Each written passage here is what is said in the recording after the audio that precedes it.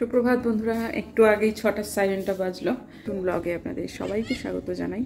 আশা করছি ভালো আছেন সবাই, যেখানে আছেন। আমরাও খুব ভালো আছি। সকালবেলায় উঠে একটা জিনিস, কালকে রাত্রে মারাত্মক ঝড় হয়েছে এবং আমার মেয়ে জানলা খুলে বললো, মা দেখো। আমি একটু আগে বুম্বাদা বেরিয়েছিল পদ্মের কুড়িটাকে দেখতে গেছিলাম, কিন্তু এদিকটা খেয়াল করিনি, ঠিক তার পেছনটা দেখলেই হতো। সেটা হচ্ছে এই যে সুপুরি গাছটা, এই যে ওরে ভেঙে গেছে।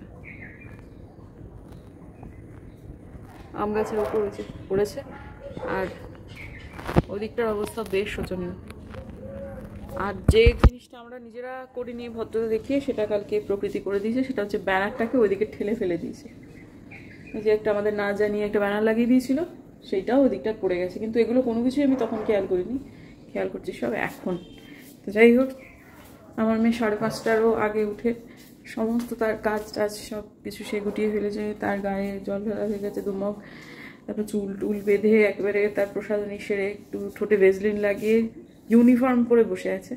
তার 7:30টার সময় হচ্ছে তার যাবে, তার মানে বাস আসবে, সেই জন্য। ঠিক আছে, আপাতত এখন রান্না করে যাই। তাকে প্রথমে আজকে তাকে আমি খেতে দেবো। সে বলেছে একটু তাড়াতাড়ি আমাকে খেতে দিয়ে দিও, তাহলে আমার সুবিধা হয়। সুতরাং তাকে আগে খেতে দিয়ে নিই, তারপরে তার টিফিন বানিয়ে দিই। আজকে তাকে দেবো আলুর পরোটা। যে রাত্রে পুরটা রেডি করে রেখেছিলাম, আটাটা মাখা ছিল ময়াম দিয়ে, আর পুর। এতে 4টে হবে, 2টো দুপুরে, 2টো আমার শ্বশুরমশাই। 4টের বেশি হবে, কিন্তু আপাতত আমি 4টেই বানাবো। এই যে 4টে বেলে নিয়েছি, তাওয়া গরম করতে দিয়েছি। আর এই তাওয়াটাকে বাতিল করতে বলেছেন অনেকে, হয়তো সেটা সত্যি, কিন্তু আমার না এই তাওয়াটার প্রতি অসম্ভব মায়া। বুঝতে পারি না কেন এত মায়া। তো যাই হোক, প্রথমে একটু শুকনো খোলায় সেঁকে নিই, তারপর মাখন দিয়ে ভেজে নেব। মেয়ের টিফিন হয়ে গেছে, 6:30 বাজে। 1 ঘন্টা আছে স্ট্যান্ডে যেতে, এক হাতে লাগাতে পারছি না। আর এটা হচ্ছে আমার শ্বশুরমশাই। আমি কালকে রাত্রে একটা তরকারি করে রেখেছি, সেটা দিয়ে আমার শ্বশুরমশাইকে দেবো। তো আপাতত নিচে ভেজে অনেকটা তো হয়ে গেল, টেনশন ফ্রি। এত তাড়াতাড়ি উনি খাবেন না, 7:30টায় খাবেন বলেছেন, মানে মেয়ে বেরিয়ে যাবে তারপর। কিন্তু দেখি এখন গিয়ে একবার বলি, একদম গরম গরম তো যদি খেয়ে নেন। তো অনেকক্ষণ উঠেছেন আজকে, ছেলে যাওয়ার আগে উঠেছে। দেখুন ঘুমিয়ে পড়েছে। 1 ঘন্টা আছে, সমস্ত কিছু রেডি। আমি এসে দেখছি ঘুমিয়ে পড়েছে।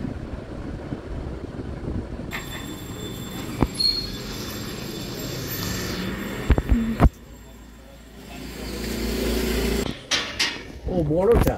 হ্যাঁ বড়টা। কোন দিকে পড়েছে? ওই আম গাছের উপরে পড়েছে।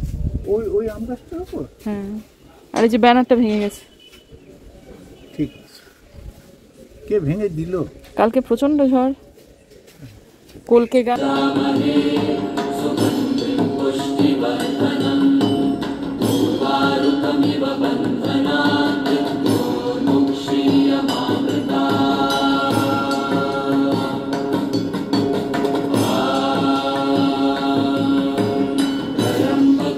মিনামাসির ছেলে খবর দিল মিনামাসি আসবে না। বাড়ির কিছু ক্ষতি হয়েছে কালকে ঝড়ে, প্লাস শরীরও খারাপ, সেসব নিয়ে আসবে না। এদিকে আজকে আমাকে একটা জায়গায় বেরোতে হবে। আমি একজনের সঙ্গে আজকে দেখা করতে যাব। যখন যাব তখন বলবো কার সাথে দেখা করতে যাচ্ছি। কিন্তু আপাতত এই মুহূর্তে এই জায়গাটা প্রচুর বাসনপত্র জমে গেছে, সেটা একটুখানি ক্লিন করে নিয়ে তারপর নিচে আলপনা দিয়ে এসছে এই মাত্র টুকলো। তো আমি দেখি একটু নিচে যাই, কাজ আছে। কালকে ব্লগ এন্ড করে দেওয়ার পর শিলিগুড়িতে বৃষ্টি হয়েছে মাঝরাত থেকে প্রচণ্ড পরিমাণে, এবং তার সাথে হয়েছে ভীষণ ঝড়। সারা শিলিগুড়িতে বহু জায়গায় গাছ ভেঙে পড়ে গেছে। আমাদের এদিকটাতে তবু যা হোক আলোটা ছিল, মানে কারেন্ট ছিল, কিন্তু অনেক জায়গাতে সারা রাত কারেন্ট ছিল না। ডাবগ্রাম, তারপর দেশবন্ধু পাড়ার কিছুটা অংশ, তো খুব অসুবিধা হয়েছে তাদের। আর এই সমস্ত দিনগুলোর জন্যই না আমি অ্যাকোয়াগার্ডটাকে চালিয়ে রাখি। এই যে দেখুন, এখন যে চালিয়ে দিলাম অ্যাকোয়াগার্ডটা, এটা আমি রাত্রেবেলায় চালাতে চাই এই জন্যই। তো যাই হোক, ওই জিনিসপত্রগুলোকে মেজে তারপরে খানিকটা আলপনা দেখে আমি বলে দিলাম যে আজকে তুমি আমাদের রান্নাবান্নাটা করে দিও, কারণ আমি কোনোভাবেই দেরি করতে পারবো না আজকের দিনটাতে মিনামাসি না আসাটা। যাই হোক, ঠিক আছে, কোনো অসুবিধা নেই। এখন সে ভদ্রমহিলাও ভীষণ রকম আতান্তরেই না এসেছেন আর কি। তো এখন আমি বেরোচ্ছি, তার আগে দেখলাম যে অনেকগুলো আম পাড়া হয়েছে। আমি আমার এক ভাতৃপ্রতিমের সঙ্গে দেখা করতে যাচ্ছি শিলিগুড়ি অ্যাক্রোপলিস মলে, সেইখানে তার জন্য কিছুটা আমি নিয়ে যাচ্ছি। ইনফ্যাক্ট আমার শ্বশুরমশাই আমাকে দিলেন। এইবারে বলি আমি দেখা করতে যাচ্ছি কার সঙ্গে। আমি ফেসবুকে একটা গ্রুপের সঙ্গে যুক্ত হয়েছি, যার মেম্বার সংখ্যা খুবই সীমিত, কিন্তু খুব ভালো একটা আধ্যাত্মিক গ্রুপ, মানে কুসংস্কারাচ্ছন্ন নয়, এবং একটি ভালো গ্রুপের যা যা গুণ থাকতে পারে সমস্তই তার মধ্যে রয়েছে। তার যে অ্যাডমিন, তিনিই এসেছেন আজকে শিলিগুড়িতে।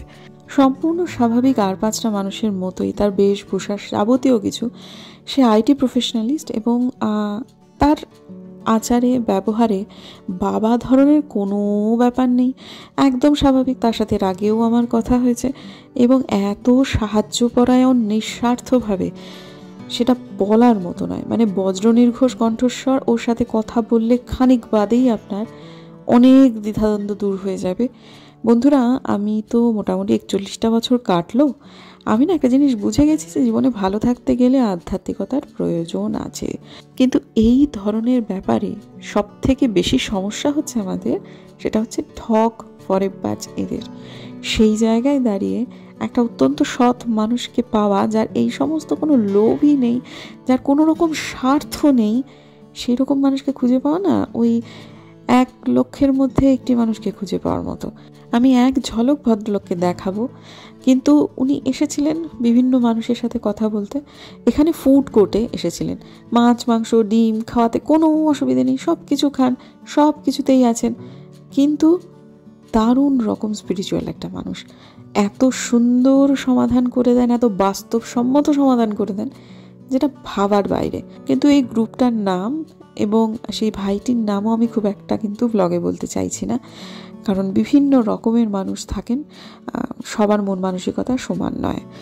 এনার সাথে দেখা করতে যাওয়ার ব্যাপারে আমি কোনো রকমভাবেই সময়টাকে এদিক ওদিক করতে পারছিলাম না বা চাইছিলাম না, যার ফলে আমি পুজো করিনি। যখন আমি বেরিয়েছি তখন জাস্ট আমার শ্বশুরমশাই চন্দনের টিপ একটা লাগিয়ে দিয়েছেন বটে, কিন্তু আমি কিন্তু পুজো করে বেরোইনি, কারণ তখনও মামুনির ঘরটার ঝাড় দেওয়া কিচ্ছুটি হয়নি। আমি জাস্ট স্নান করে পোশাকটি ছেড়ে বেরিয়ে এসেছি। রান্না করতে গেলে আমার দেরি হয়ে যেত।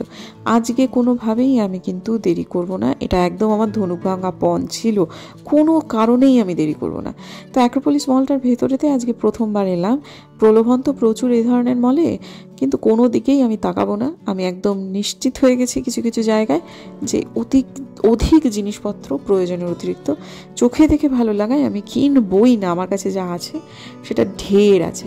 তো ওই যে সামনে কিছু মানুষজন এসছেন, আজকে কিন্তু আমি সেরকমভাবে কাউকেই দেখাইনি, কারণ কিছু মানুষ এসছেন তো নিজেদের অসুবিধেগুলো বলতে, তো তাদের দেখানো কোনো প্রয়োজন নেই, সত্যি কথা। আর এই যে দূর থেকে তাকিয়ে তাকিয়ে দেখছিলাম উপরে, অনেকটা উপরে আসার পর যে শিলিগুড়িকে কেমন লাগে, সত্যি সত্যি খুব ভালো লাগে আমার না, এরকম উপর থেকে নিচ পর্যন্ত দেখতে খুব ভালো লাগে বন্ধুরা। তো সেটাই আজকে দেখতে পেলাম, ভালোই লাগছিল। তো যাই হোক, অনেকক্ষণ পর, প্রায় 1.5 ঘন্টা 1.5 পর তারপর আমার এখান থেকে বেরিয়ে যাওয়ার একটা অবকাশ হলো। কিন্তু তারপর বারবার করে ফিরে আসতে ইচ্ছা করছিল, সত্যি কথা। একটুখানি ভাইটাকে দেখিয়ে দিলাম আমার, এর অতিরিক্ত কিন্তু আমি কিছুই দেখাবো না, কারণ সব কিছু সব সময় সব জায়গায় বলতে নেই। ভাইটি আমার কিছু কিছু ব্যাপারে প্রচণ্ড স্ট্রিক্ট এবং ভীষণ ডিসিপ্লিনড, কাজে আমার কারণে কোনোভাবেই গ্রুপের যেটাকে নিয়ম সেটা ব্যাহত হোক, সেটা আমি কিন্তু চাইবো না। তো যাই হোক, এখন আপাতত ফিরছি। ফেরার সময় একটা জায়গাতে টোটো থেকে নামলাম, কারণ আমার না একটা ডাস্টবিন লাগবে, সেটা হচ্ছে মুখ ঢাকা একটা ডাস্টবিন। সেটা বিধান মার্কেটে পেয়ে যাব, অনলাইনে অনেক বেশি দাম বলছে, প্রায় 3-4 গুণ বেশি দাম বলছে। এখানে একখানা ডাস্টবিন আমি নিলাম, যেটার দাম নিল 350 টাকা। বাস্তবে এটাকে ঠিক ডাস্টবিন আপনারা নাইবা বলতে পারেন, এটাকে ওই কাভার করা একটা কিছু, মানে বিশাল বড় একটা কি বলবো বালতিও বলা যেতে পারে। আমাদের বাড়িতে ওই স্ট্রিট ডগ ঢুকে পড়ে এই পাঁচিল টপকে ঢুকে পড়ে লাফিয়ে লাফিয়ে তারা সব, তারপরেতে সেগুলোকে টানতে টানতে নিয়ে যায় এবং খুব নোংরা করে ফেলে। সেই জায়গায় আমার একটা ঢাকনা দেওয়া এরকম একটা প্রয়োজন ছিল, যার ফলে সেটা একটু নেওয়া হলো। তো আজকে আমার দিনটা যেরকম আমি ভেবেছিলাম ঠিক ততটাই ভালো গেছে। শ্রাবণ মাসের প্রথম সোমবার আমার এতটা ভালো যাবে সেটা সত্যি নিজেও আগে ভাবিনি। আমার একটু দোলাচল ছিল, কারণ যাব দেখা হবে কিনা, গিয়ে আদৌ কথা বলতে পারবো কিনা। গিয়ে দেখলাম যে খুব একটা বেশি মানুষজন ছিলেন না, কিন্তু যারা কথা বলছিলেন তারা অনেকক্ষণ ধরে ধরে কথা বলছিলেন এবং আমার সাথেও অনেকক্ষণ কথা হলো। কী যে ভালো লাগলো। এর আগেও আমার সাথে কথা হয়েছে, প্রায় 2-3 বার কথা হয়েছে, 21-22 মিনিট ধরে নিঃস্বার্থভাবে আমাকে অনেক কিছু বুঝিয়েছেন। আসলে আধ্যাত্মিকতা না আমরা যেটা মনে করি তার থেকে আরও অনেক বৃহৎ ব্যাপার। বিস্তর পড়াশুনো এবং প্রচুর অভিজ্ঞতা এবং ভ্রমণ সব কিছু মিলিয়েই কিন্তু একটা অভিজ্ঞতা তথা একটা রিয়েলাইজেশন তৈরি হয়, যেটা যখন আপনার হয়ে যাবে তখন আপনি কি বলবো, আর বিশ্বের অন্যতম সেরা সুখী একজন মানুষ হয়ে উঠবেন। সেটা আসলে আমরা চাই তো সবাই হতে, কতজনই বা পারি। তো যাই হোক, এখন এই যে ভদ্রলোক আমাকে নিয়ে যাচ্ছেন, হ্যাঁ, প্রচণ্ড কৃষ্ণ ভক্ত একটা মানুষ। এনাকে আমি চিনি, কিন্তু জানেন আমি এনাকেই পেলাম ওই থেকে। আমি তো প্রথমে কিছুটা অটো এসেছি, বিধান মার্কেটে অটোটা ছেড়ে দিয়ে জিনিসপত্র কিনে আবার যখন আমি একটা রিক্সা খুঁজছি, উনি নিজে থেকেই এসে হেসে দাঁড়ালেন, যাবেন মা? হ্যাঁ হ্যাঁ চলুন, আপনাকে তো আমি চিনি। ইনি কৃষ্ণ ভক্ত মানুষ। ওই যখন কার্তিক মাস হয় না, ভোরবেলাতে ওই 3:30-4টের সময় খোল বাজিয়ে বাজিয়ে একটা টিমের সঙ্গে উনি বেরোন হচ্ছে কীর্তন করতে, নগর সংকীর্তন। এই কাছে পিঠে কোথাও একটা থাকে, আলপনাদিটা সবাই চেনে। ওই সপাকে রান্না করে, নিজেই খায়, নিজের যাবতীয় কাজকর্ম করে, আর ওই কাজের জন্য রিক্সাটা চালান, যেটুকু হয় তাতে দিব্য চলে যায়, এবং ওই সারাক্ষণ হরিনাম হরিনাম কৃষ্ণ নাম এইসবই তার চলছে। সব মিলিয়ে মিশিয়ে না আজকে দিনটা খুব ভালো গেল জানেন। তো যাই হোক, তারপরে বাড়িতে এসে পুজো দিলাম। পুজো দেওয়ার পর একবারে আপনাদের সঙ্গে দেখা হচ্ছে সন্ধেবেলাতে একবারেতে যখন আমি সন্ধেবাতি দিচ্ছি, কর্পূর দিচ্ছি, তখন আবার আপনাদের সামনে এলাম। কতবার খালি বৃষ্টি আসছে আর বৃষ্টি চলে যাচ্ছে, বাপ রে বাপ কি বৃষ্টি পড়ছিল। এসে একটুখানি শুয়েছিলাম, ভালো লাগলো শুয়ে। তারপরে টের পাচ্ছি কত কিছু, আর ঘুম আর জাগরণ। শুধু যেটা সব থেকে মানে বেশি করে টের পাচ্ছি সেটা হচ্ছে ক্ষণে ক্ষণে বৃষ্টি, এই বন্ধ হচ্ছে আবার এই চালু হচ্ছে। এখন ওই মুষলধারে যেটা পড়ছিল সেটা আর হচ্ছে না। তো যাই হোক, এখন আপাতত আমার হাজব্যান্ড তার কন্টেন্ট করছে, নমস্কার বন্ধুরা এইসবগুলো বলছেন টলছেন, সবই শুনছি। তা কিন্তু ওই আর কি, ঘুমটা তেমন গাঢ় কিছু হলো না, তবে শুয়ে আরাম লেগেছে, এইটুকুই বলতে পারি। তা যাই হোক, এখন এই জায়গাটা সর্বক্ষণ ভেজা থাকছে, যার ফলে আমি বসতে পারছি না। বসতে এলাম, ওই ছাঁটের বৃষ্টি হয়েছে। কালকের মতো যেন ঝড় না হয় বাবা, অত আম পড়ে গেছে আমাদের। আমার জবা গাছটাতে একটু সমস্যা হচ্ছে বন্ধুরা। প্রথমত হচ্ছে কি, এখন খুব একটা যে জল দেওয়া যাবে এমনটা নয়, কিন্তু আবার গাছে আর একটাও সমস্যা হয়েছে, সেটা হচ্ছে গাছে প্রচণ্ড পিঁপড়ে হয়েছে। সেটাকে আমাকে ছাড়িয়ে দিতে হবে, সেই জন্য প্রচণ্ড পরিমাণে মানে খুব জোরে এটাতে যদি জল স্প্রে করা যায় বা জল দিয়ে দেওয়া যায়, তাহলে এটার কিন্তু একটা সমাধান হবে। কাজেই জল দিলে সমস্যা, আবার না দিলেও সমস্যা। আসলে কি হয় জানেন তো, জবা গাছ না খুব একটা ওয়েদার ফ্ল্যাকচুয়েশন পছন্দ করে না। একটা ফুল সানলাইটে রাখা একটা গাছ সে বারান্দা বাগানে যথেষ্ট ভালো পারফর্ম করছে, কিন্তু ওই যে গাছে রঙটা সরে যাচ্ছে, মানে যে গোলাপি ততটাও আর নেই। এগুলো মানে হচ্ছে গাছটা বলছে আমার একটু সাহায্য প্রয়োজন। এখন আর একটা জিনিস আমার একটু গন্ডগোল হয়ে গেছিলো, সেটা হচ্ছে আমি একদম কলার খোসা একটু শুকিয়ে নিয়ে গোটা 3-4টে কলার খোসা করে একটা গাছের গোড়ায় দিয়ে দিয়েছিলাম, যেটা ফাঁকিবাজি হয়েছে এবং যে কাজটা কিন্তু করা আমার একেবারেই উচিত হয়নি। এত পরিমাণ সার এই মুহূর্তে কিন্তু গাছগুলোর দরকার নেই, সেজন্য সেগুলো সব তুলেও যেমন নিতে হলো, তেমনই আর একটা কিছু ব্যবস্থা করতে হবে। সেটা কি, সেটা আমার এখনও কিন্তু অনুসন্ধান চলছে। গাছগুলোকে আমি খুব ভালোবাসি, এদের একটা সমাধান না করতে পারলে আমার ঠিক ভেতরে ভেতরে শান্তি হচ্ছে না। কিন্তু এত পরিমাণ জল দিয়ে করে নিলাম, তারপরে রাত্রে যদিও এই সময়টা রান্নাঘরে কাজকর্ম সব মিটিয়ে দেওয়ার পর এসছি এখানটায়, কিন্তু তাও এটাকে একটুখানি দিতে হচ্ছে। যদিও বৃষ্টি আসলে আবার ভিজে যাবে, কারণ কি হচ্ছে একটু টেনশন চলছে তো এই জায়গাটাতে। রাত্রেবেলায় ধরুন যদি ওটা কিছু একটা হয়, আমাদের যদি আবার বারান্দায় দেখতে আসতে হয়, হুড়মুড় করে দৌড়ে দৌড়ে এখানে আসতে গেলে পা স্লিপ করে পড়ে যাওয়ার একটা ভয় আছে, বিপদ হবে। সেই জন্যই জলগুলো সব কিছু টেনে দিতে হলো। তা নইলে যদি টেনশন না থাকতো এরকম, তাহলে হয়তো বা জলগুলোকে এরকম রেখে দিলে সামান্য একটু টেনে দিলেই হতো, কারণ সময়ের সাথে সাথে সেটা শুকিয়ে যেত। কিন্তু এই মুহূর্তে একবারে শুকনো না করে কিন্তু আমি এখান থেকে যেতে পারছি না, মানে ফ্লোরটা। অনেকক্ষণ পর আবার আপনাদের সামনে এলাম, মাঝখানে অনেক কিছুই আজকে আর দেখাচ্ছি না। তো আপনাদের সামনে যখন এলাম তার আগে উঠে আমি সন্ধেবাতি দিয়েছি, তারপর এলাম আপনাদের সামনে। তারপর অনেকক্ষণ ধরে আজকে ওই জামা কাপড় গোছানো, কিন্তু প্রত্যেক দিন একই জিনিস, আর সেটা না দেখানোই উচিত আর কি। জিনিসপত্র বাতিল হলো, স্তূপ হলো ওই ঘরেতে আজকেও। এবং তারপরে মোটামুটি একটা দিক আজকে কমপ্লিট হয়ে গেল। তারপর সব খেতে রেতে নিল 9টার সময়। আজকে ঠিক টুকুর বলেছে আমাকে 9টার মধ্যেই খেতে দিয়ে দেবে, কারণ কালকে ওর স্কুল আছে। তা সেই আর কি দিয়ে দেওয়া হলো। রান্নাঘর একেবারে গুটিয়ে মোটামুটি 9:45-এর মধ্যে বেরিয়ে গেছি ওখান থেকে। তারপরে গেছিলাম হচ্ছে ওটা করতে, কারণ ওটা আমার সবার শেষ কাজ হবে, কারণ ওটা করে আমাকে জামা কাপড় আবার ছাড়তেই হবে, সেটা আমি বুঝতেই পেরেছিলাম। তা সেই যতই বাইরে বৃষ্টি থাকুক, গাছগুলোর জল লাগেই, যেহেতু সেগুলো বারান্দায় রয়েছে। কিন্তু কমিউনিটিতে একটা পোস্ট দিয়েছি যে আমি যেহেতু কয়েন কালেক্ট করছি, বা কালেক্ট করছি না, মানে আমি কয়েন জমাচ্ছি, আমার কাছে অনেক কয়েন আছে। আমি বলি কাউকে, সবাইকেই, যে সচরাচর কয়েন হাতছাড়া করবেন না, কয়েন রাখুন, নোট খরচা করুন, কিন্তু কয়েনটা রেখে দিন আর কি। তা সেই জন্য অনেকেই বলেছেন তোমার কথা শুনে কয়েন জমাচ্ছি, কিন্তু সেগুলো কোথায় বিক্রি করব, সেই জন্য কিন্তু কমিউনিটিতে আমি একটা পোস্ট দিয়েছি। সেটা হচ্ছে কলকাতাতে ওই ইন্টারন্যাশনাল একটা কয়েন এক্সিবিশন কিন্তু চালু হচ্ছে 25, 26, 27, একদম সকাল 11টা থেকে সন্ধ্যে 6টা পর্যন্ত হচ্ছে। আপনাদের বালিগঞ্জ ফাঁড়ির কাছে একটা বিড়লা মন্দির আছে, বিড়লা মন্দিরের উল্টো দিকে হলদিরামের যে ব্যাঙ্কোয়েট হল, সেটা 3 তলাতে সেটা হচ্ছে। এবং প্রবেশ অবাধ, কোনো রেজিস্ট্রেশন ফি নেই।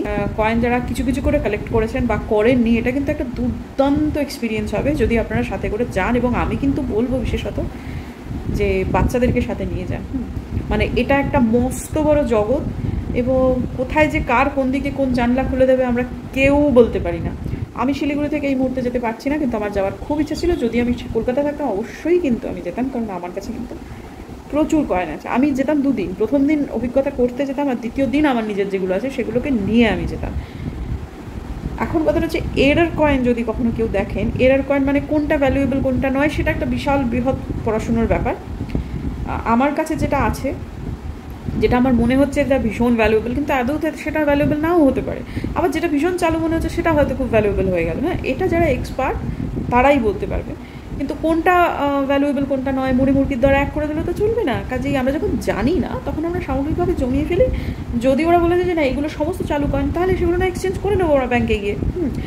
আর ইউএনসি কন্ডিশন বলে একটা কথা শুনবেন, ইউএনসি মানে একদম নতুন কয়েন, সেগুলোর দাম কিন্তু সবসময়ই বেশি হয়, চকচক চকচক করে, তাই না? যত বেশি কয়েন পুরনো হবে, নোংরা হবে, তত কিন্তু সেটার ভ্যালু আস্তে আস্তে কমতে থাকবে। কিন্তু তাও কমে গেলে যে ভীষণ কমে যাবে তা না। আমার মায়ের কাছে যেমন কিছু কয়েন আছে, কিচ্ছু বোঝা যায় না, 10 টাকা, 10 পয়সা, 5 পয়সার কয়েন, কিন্তু এত বাজে কন্ডিশন ওটা কেউ নেবে না। হ্যাঁ, তো ওই রকম যদি কয়েন না হয়, তাহলে কিন্তু কয়েনের দাম মোটামুটি পাওয়া যায়। আর যেটা বলছিলাম যে কিছু কিছু কয়েন এমনি চালু কয়েন হলো, আপনারা হাতে নিয়েই বুঝবেন যে কয়েনটা কিছু গন্ডগোল আছে। হ্যাঁ, অনেক সময় 10 টাকার কয়েনগুলো, ওই যে এখন তো এই 2 রকমের ধাতুর হয়, তো কপার নিকেলের কয়েনগুলো যেগুলো হয়, সেগুলোতে অনেক সময় দেখবেন মাঝখানে সার্কেলটা হয়তো একটু বাঁকা হয়ে আছে, তারপরে অশোক স্তম্ভটা হয়তো উল্টো হয়ে আছে। বা নর্মাল কয়েন একরকম, আর এরার কয়েন আর এক রকম। এরকম এরার কয়েন যদি পেয়ে যান বন্ধু, একেবারে খাপাত করে নিয়ে একবারে করে নেবেন, মানে কালেক্ট করে নেবেন, কারণ এরার কয়েনের কিন্তু সব সময়ই দাম আছে। তবে কিছু কিছু কয়েন থাকে যেটা লেজামুড়ো কিছু বোঝা যায় না, মানে সেগুলো ওই অ্যাসিড দিয়ে না সেগুলোকে এরার কয়েন করে দেওয়া হয়। সেটা যেমন 1 টাকার কয়েন না, 2 টাকার কয়েন না, 3 টাকার কয়েন, আপনারা কিছুই বুঝতে পারবেন, মানে 3 টাকার কয়েন হয় না, মানে 1 টাকার কয়েন না, 5 টাকার কয়েন, সেগুলো যেমন ফ্ল্যাট হয়ে যায়, চকচকে একটা স্টিলের পাতের মতো হয়ে যায়, ওই কয়েন কিন্তু বিক্রি হয় না। এরার কয়েন মানে বোঝা যাচ্ছে, কিন্তু জিনিসটা ডিজাইনটা একটু গন্ডগোল হয়ে গেছে, এইগুলো কিন্তু বিক্রি আছে। তো সেই জন্য বলছি, মানে ভালো দাম আছে। আর দেখুন, একটা মানুষ কয়েন বেচা কেনা করছে, লাভ আছে জন্যই তো করছে, তাই না? প্রচুর, মানে কয়েন ব্যবসা মানে বিরাট লাভজনক একটা ব্যবসা। মানুষ গাড়ি বাড়ি জমি জায়গা বিলেতে ঘোরা সব করে ফেলছে। আসল কথাটা হচ্ছে আমরা অনেক সময় ব্যাপারগুলো জানি না, এইটাই ব্যাপার। তো যাই হোক, আপাতত এইটাই বলার যে আপনারা প্লিজ এক্সিবিশনে যাবেন, ভালো লাগবে আশা করছি, একটা অভিজ্ঞতা হবে। এই অভিজ্ঞতাটা কিন্তু কাজে লাগবে। কখন আবারও বলছি, কোন দিক থেকে যে মানুষের কোন সম্ভাবনা খুলে যায় কেউ আমরা বলতে পারি না, সেই জন্য অভিজ্ঞতা নিতে অসুবিধা নেই। হতে পারে সারা জীবনের জন্য খুব অন্যতম সেরা একটা দিন হয়ে গেল আপনাদের জন্য, হতেই পারে। তো যাই হোক বন্ধুরা, ঠিক আছে, কালকে দেখা হচ্ছে কোনো একটা নতুন ব্লগে। যদি আমার ভিডিও ভালো লাগে তাহলে প্লিজ সাবস্ক্রাইব করবেন, পাশে নোটিফিকেশন বেলটা অন করবেন, যাতে ভিডিও দিলেই নোটিফিকেশান চলে যায়। ঠিক আছে, দেখা হচ্ছে আগামীকাল।